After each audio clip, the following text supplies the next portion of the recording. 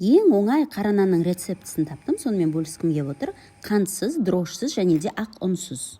Ең әуелі пешті қыздыра береміз, себебі қамыр тез дайын болады. Менде бидай ұны жоқтығын, сондықтан үйде бидайдан термомикспен ұн дайындап аламыз. Небәрі 1 минутта ұн дайын болды. Дәл осылай кез келген сұлыдан, гречкадан, күріштен ұн жасай аласыз. Басқа ыдысқа төңкеріп аламыз. Енді чашаға қатық, сода, тұз, қант орнына бал, жемішке май құйып қыздырамыз. 40 градус 2-ші жылдамдықта. Ашытқымыз дайын болды. Енді оған бағанағы ұнның түрлерін қосамыз. Гречка ұны, ыржаной ұн және де бидай ұны. Пропорциялардың барлығын описаниеде қалдырып кетемін. Қамырымыз дайын болды. Қызып тұрған пешке 230 градусқа жіберіп аламыз. Денсаулыққа пайдалы, дәмді қара нанымыз дайын болды. Ас болсын!